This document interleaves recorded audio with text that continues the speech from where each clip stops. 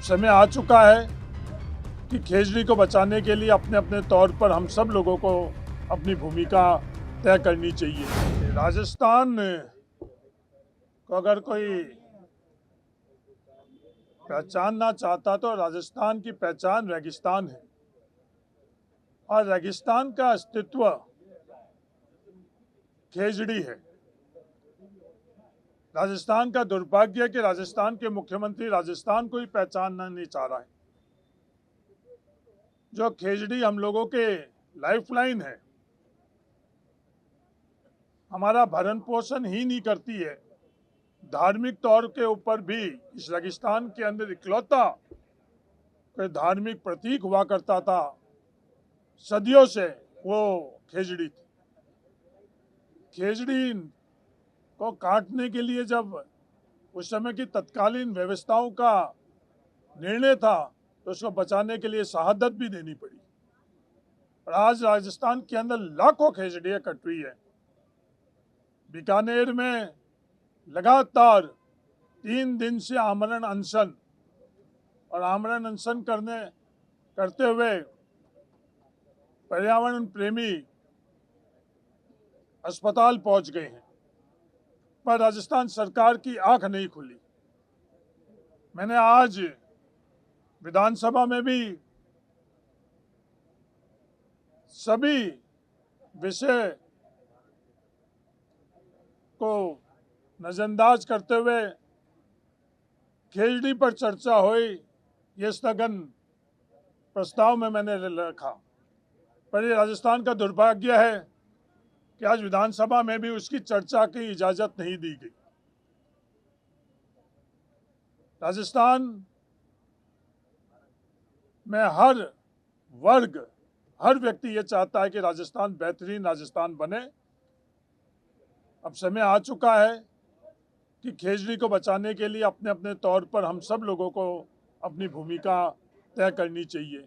यह किसी एक जाति का नहीं है, किसी एक राजनीतिक दल का आंदोलन नहीं है, क्योंकि क्या हालात बने हुए हैं।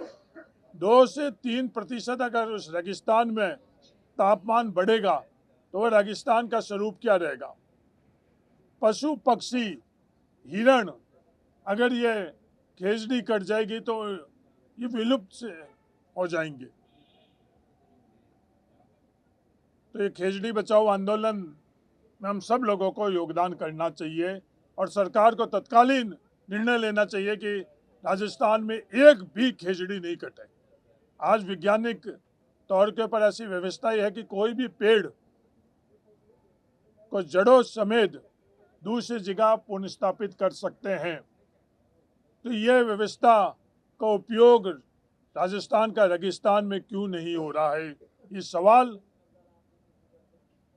राजस्थान सरकार के सामने मेरा है।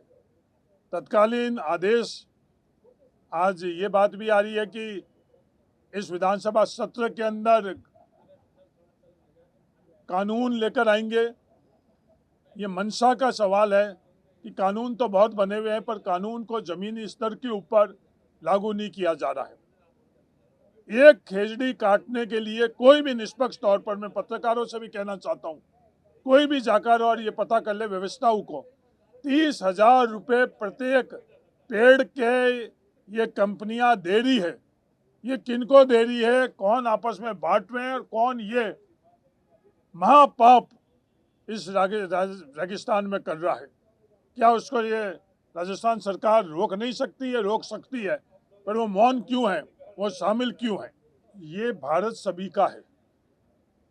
कोई भी इस भारत में किसी भी राज्य में किसी भी स्थान पर धर्म के आधार पर, जाति के आधार पर, भाषा के आधार पर या राज्य के आधार के ऊपर किसी भी तरह की पाबंदी लगाता है तो ये भारत का संविधान इजाजत नहीं देता। चाहे वो तमिलनाडु में हो, चाहे राजस्थान के अंदर हो। ये सिर्फ तमिलनाडु तक सीमित नहीं है, राजस्थान के अंदर भी ऐसी घटनाएं हो रही है। और वो घटनाएं कौन कर रहे हैं? उत्तराखंड के अंदर भी ऐसी घटनाएं हो रही है, वो कौन कर रहे हैं? ये सोच, ये भारत की सोच नहीं है। कोई भी इस तरह की बात करे वो भारत की सोच नहीं है, भारत के संविधान उसको इजाजत नहीं देता।